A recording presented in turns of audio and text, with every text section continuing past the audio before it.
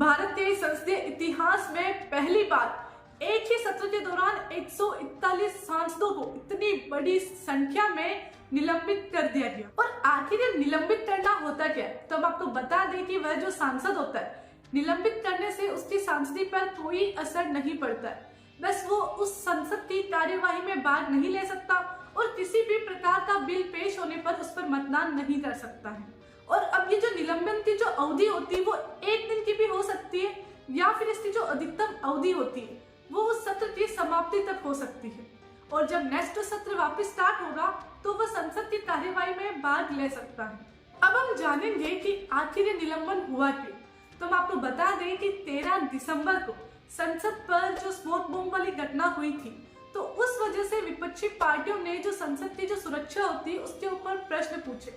अब ये जो सुरक्षा की जो जिम्मेदारी होती है, मतलब जो अगर हम बात करें कि इंटरनेशनल जो सुरक्षा होती है उसकी जिम्मेदारी तो रक्षा मंत्रालय की होती है, परंतु जो संसद या जो हमारे भारत देश के अंदर की जो सुरक्षा की बात होती है तो वह जिम्मेदारी गृह मंत्रालय की होती है। और इस समय गृह मंत्रालय को संभाल रहे अमित शाह। और उनसे जब इस सुरक्षा पर प्रश्न पूछे गए तो उनसे किसी भी प्रकार का जवाब नहीं मिलने पर उन्होंने नारेबाजी की, तख्तियां लेके संसद में गए। और इसी कारण लोकसभा स्पीकर और जो राज्यसभा के जो सभापति थे उन्होंने सांसदों को सस्पेंड कर दिया। और कहीं ना कहीं ये विरोधियों को दबाने का एक तरीका है ताकि उनसे किसी भी प्रकार का कोई प्रश्न ना पूछा जाए। हम एक ऐसे देश में रहते हैं जो कि लोकतांत्रिक है, जहाँ किसी भी व्यक्ति को प्रश्न पूछने या अपने विचार अभिव्यक्त करने का अधिकार होता है। और हमारे यहाँ पर जो विपक्षी पार्टियां होती है वो जनता के बिहाफ पर सत्तारूढ़ पार्टी से प्रश्न पूछती है। लेकिन आप ही बताइए कि प्रश्न पूछने पर सस्पेंड करना कहाँ तक उचित है?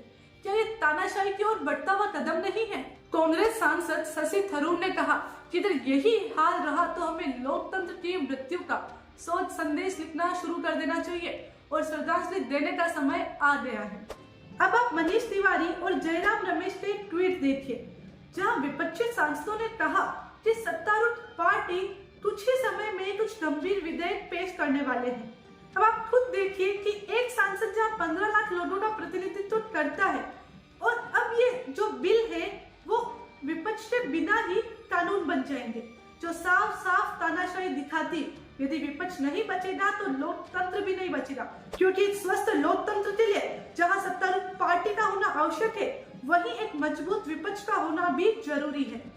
अभी देखिए लोकसभा में 539 सीट्स है, जहां जो सत्तारूढ़ पार्टी है एनडीए उसके पास 333 सीटें और वही जो विपक्ष पार्टी है उसके पास 206 सीटें हैं। वहीं दूसरी ओर राज्यसभा के पास 237 सीट्स है, जिसमें से जो सत्तारूढ़ पार्टी है एनडीए उसकी 111 सीटें हैं और दूसरी ओर विपक्षी पार्टी के पास 126 सीटें हैं।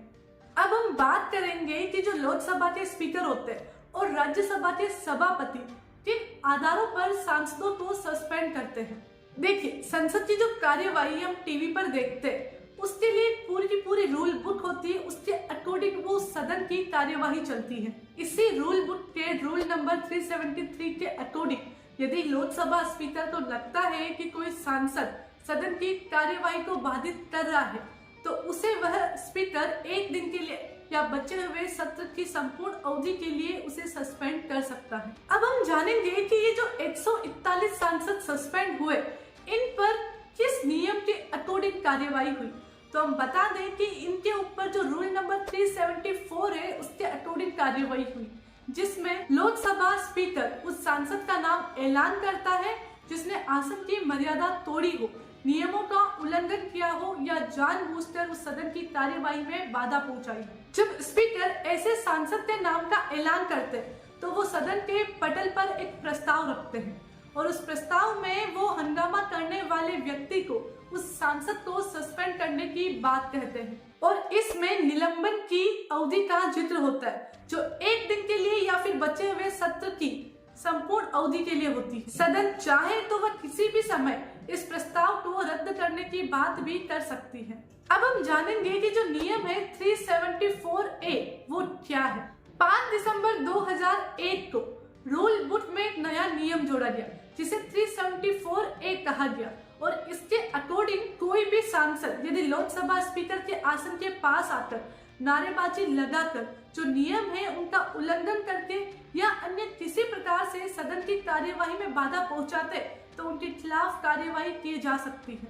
अभी तक हमने जाना कि लोकसभा में किस प्रकार से सांसद को निलंबित किया जा सकता है, लेकिन अब हम जानेंगे कि राज्यसभा में भी किस प्रकार सांसद को निलंबित किया जा सकता है, क्योंकि अभी लोकसभा और राज्यसभा दोनों ही सदनों से सांसदों को निलंबित किया गया। देखिए, लोकसभा की तरह राज्यसभा की भी अपने एक रूल बुक होती है जिसके अकॉर्डिंग राज्यसभा की कार्यवाही चलती है। रूल नंबर 255 के अकॉर्डिंग जो राज्यसभा के सभापति होते हैं वो किसी भी सांसद को यदि वह सदन की कार्यवाही में बाधा पहुंचाता है या किसी भी प्रकार का खराब व्यवहार करता है तो उसे तुरंत बाहर जाने का आदेश दे सकते हैं। मतलब सांसद को उस दिन की कार्यवाही के लिए सस्पेंड किया जा सकता है।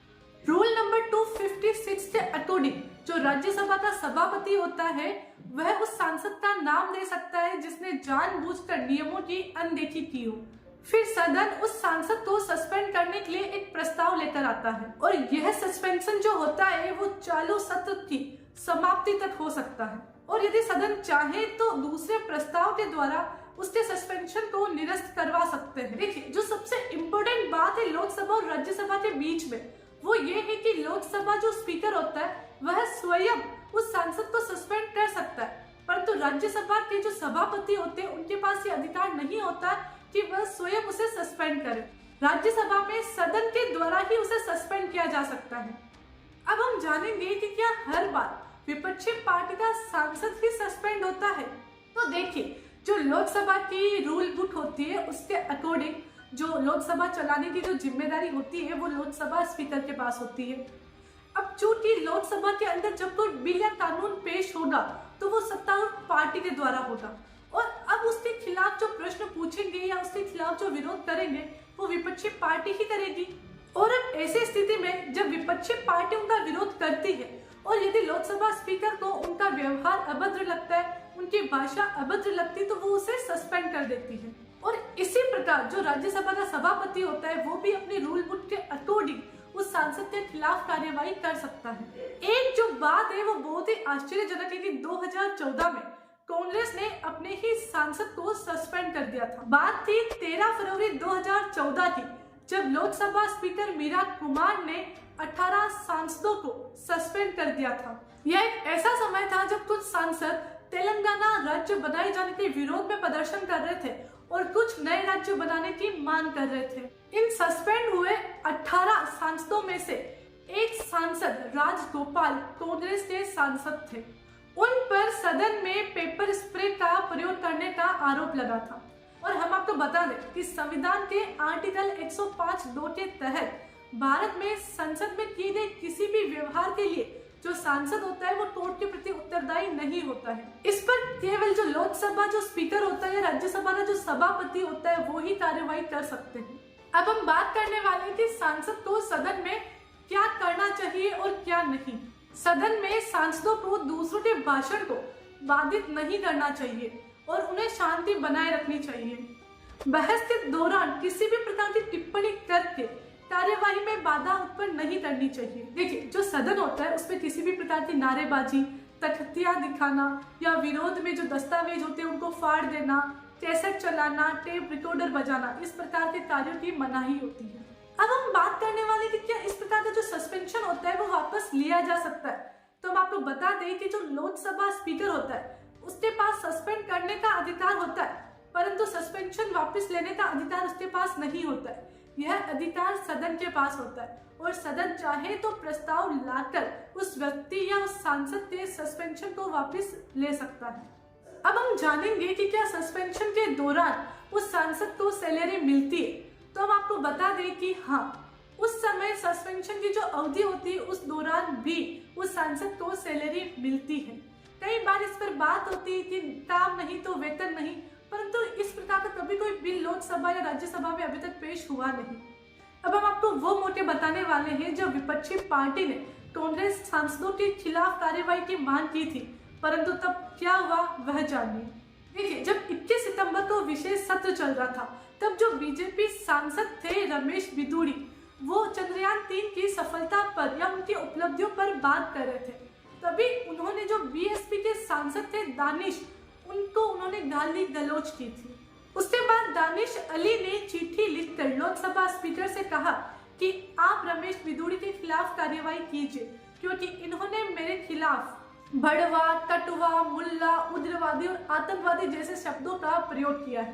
तो इतने बड़े अपराध के बावजूद भी इस व्यक्ति के खिलाफ किसी प्रकार की कोई कार्यवाही नहीं की गई, केवल चेतावनी देकर छोड़ दिया गया।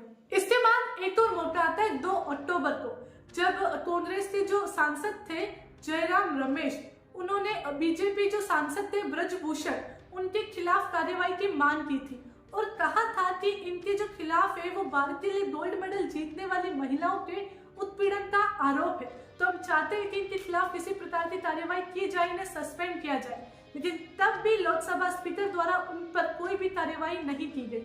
ये ऐसी घटनाएं हैं जब दिखाया जाता है कि जो सत्तारूढ़ पार्टी होती है वो अपने सांसदों की किसी भी कीमत पर या किसी भी हद तक बचाव करती, लेकिन विपक्षी पार्टियों द्वारा प्रश्न पूछने पर ही उनको वहां से सस्पेंड कर दिया जाता है। तो कहीं ना कहीं ये लोकतंत्र के लिए बहुत बड़ी हानि है और यह जो देश है वो कहीं ना कहीं तानाशाही की ओर बढ़ता हुआ दिखाई दे रहा है। जय हिंद, जय भारत। इसी प्रकार की जानकारियां पाने के लिए हमारे चैनल को सब्सक्राइब कीजिए और हमारे इस वीडियो को लाइक और शेयर कीजिए और कमेंट में बताइए कि क्या सोचते हैं आप हमारे देश के लिए और क्या विपक्ष का होना जरूरी है या नहीं। इस पर आप अपने विचार प्रस्तुत करिए।